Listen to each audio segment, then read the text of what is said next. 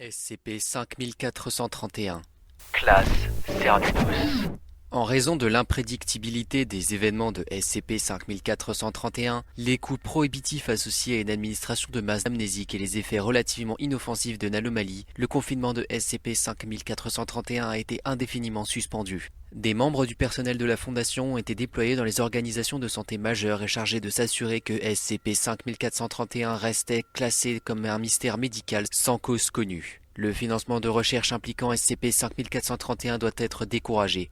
Les chercheurs de la Fondation continueront à enquêter sur les événements de SCP-5431 ainsi qu'à interroger et examiner les individus capables de les percevoir. SCP-5431 est un phénomène connu pour avoir lieu dans des espaces dimensionnellement supérieurs séparés. Le consensus actuel au sein de la Fondation affirme que l'électricité statique déchargée entre deux corps ou davantage, dimensionnellement supérieurs pourrait en être la cause. Mais davantage de recherches sont nécessaires avant que SCP-5431 ne puisse être entièrement expliqué. Ces événements ayant lieu à une distance considérable au-dessus de notre espace en 3 dimensions, la grande majorité des événements de SCP-5431 passent presque entièrement inaperçus pour les êtres humains. Non, nous ne disposons toujours pas d'un terme adéquat afin de décrire cette relation spatiale. Si vous avez des suggestions, contactez le département de création linguistique au EXT 6876.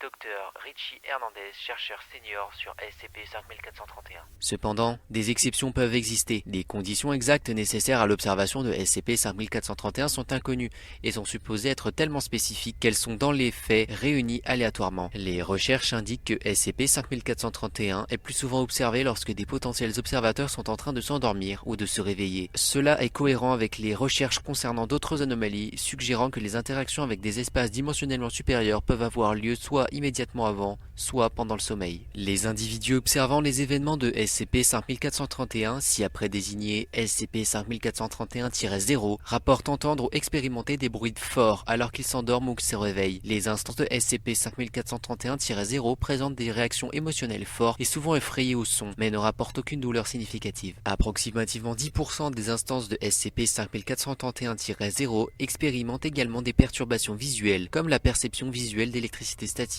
de foudre ou d'éclairs de lumière. Certaines expérimentent également de la chaleur, d'étranges sensations dans leur poitrine ou un sentiment de picotement électrique remontant à la tête avant que le phénomène auditif ne soit perçu. Addendum 5431.01. Une description de SCP-5431. Dans sa biographie de 1691 du philosophe français René Descartes, l'auteur Adrien Baillet décrit l'épisode suivant ayant eu lieu la nuit du 10 novembre 1619, juste avant que Descartes ne s'endorme. Immédiatement, il eut un nouveau rêve dans lequel il crut avoir entendu un bruit aigu et fracassant, qu'il prit pour un claquement du tonnerre. La frayeur qu'il lui causa le réveilla immédiatement, et après avoir ouvert les yeux, il perçut des lumières clignotantes, éparpillées dans la pièce. La même chose lui était déjà arrivée d'autres fois. La collaboration avec le chercheur de la fondation Abidemi Idowu Oteku de l'école de médecine de l'université du Southampton a indiqué qu'il existait une forte probabilité que ce rêve fût en vérité un événement de SCP-5431. Addendum 5431.02. Note sur la découverte de SCP-5431.